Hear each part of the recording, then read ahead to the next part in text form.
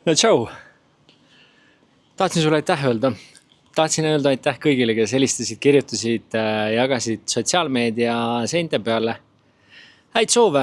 Ja ma ainult rõõm, et tundub, et vist üle aastate kõige rohkem õnnitlusi tuli ja kõige rohkem helistajaid ja mul selle üle siiralt hea meel. Et kui ma vaatan kiiresti ajast tagasi oma 46 aasta peale, siis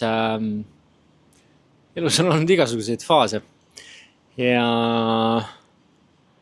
ja ma arvan, et järgmise faasi märksõnaks on elus olemine.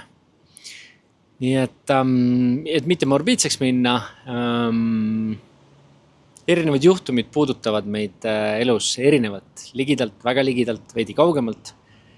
Aga ma arvan, mille üle elus tuleb nagu siiralt tänulik olla, on see, kui sa oled elus, kui sul on käed-jalad otsas, kui su mõistus toimib, kui sa saad luua, kui sa suudad midagi luua, siis see on, ma arvan, kõige suurem kingitus, mis üldse meile antud on.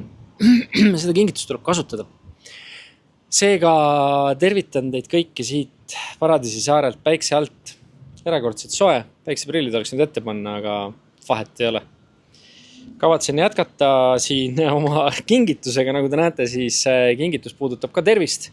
Kuigi mu jõusaal on sealt 500 meetri kaugusel, siis ikka on hea, kui üks tervisekomplekt on siin samas terrassi peal ka, nii et saab iga kell tulla ja natukene ennast liigutada.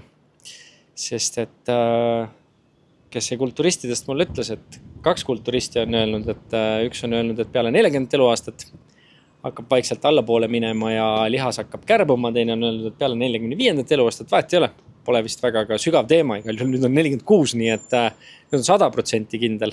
Et selleks, et elus püsida ja loodusseadust toetada kõik, mis ei kasva, kõik hääbub, siis tuleb lihtsalt teha trenni, liigutada ja loodetavasti on veel palju õnnelikke aastaid ja suudan siin maailmas veel palju luua. Kuule, ka sulle ma soovin kõike paremat ja aitäh sulle õnnitluste eest. Tšau!